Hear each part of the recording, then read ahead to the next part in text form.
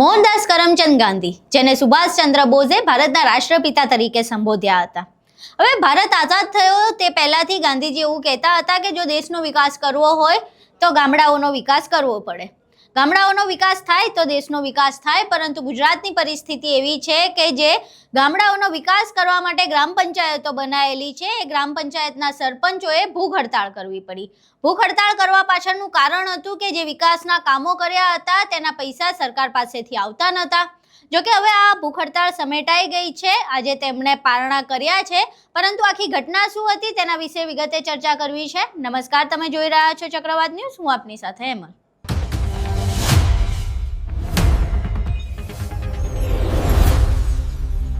જૂનાગઢ જિલ્લાના મેંદરડા તાલુકાના 40થી વધુ સરપંચોએ ભૂખ હડતાળ કરી હતી. છેલ્લા 3 દિવસથી આ ભૂખ હડતાળ ચાલી રહી હતી અને આજે કોંગ્રેસ અને ભાજપ ત્રણેયના નેતાઓએ ભેગા મળીને આ સરપંચોના પારણા કરાવ્યા છે.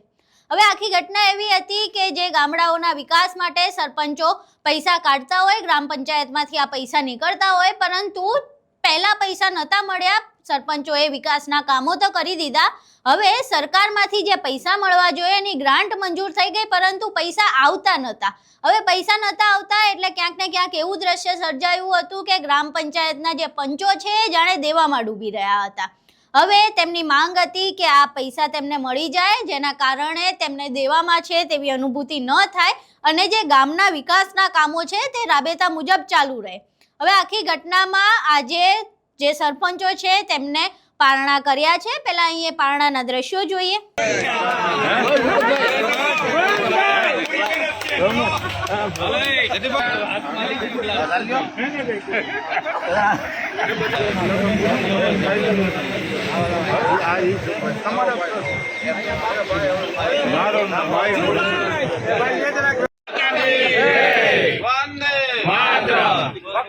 महाकाय सूर्यकोटि समग्र निर्विघ्नं करु देव मैं सर्व कार्येषु सर्वदा.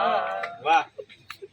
હાલો એક ગ્લાસ બાપુને આપો, ઓલા જગાભાઈ ને પાઈ. અહીં તમે એ દ્રશ્યો જોયા જેમાં જે સરપંચો ભૂખ હડતાળ પર હતા તેમણે પારણા કરી લીધા છે. હવે આખી ઘટનામાં દાસ બાપુ ભાદરકા ગઈકાલથી આ ખેડૂતો સાથે હતા. હવે તેમનું સ્પષ્ટપણે કહેવું છે કે આ કોઈ બાબત જ નથી. આવી બાબતોના કારણે સરપંચોએ ભૂખ હડતાળ કરવી પડે એ તો સરકાર માટે શરમજનક છે.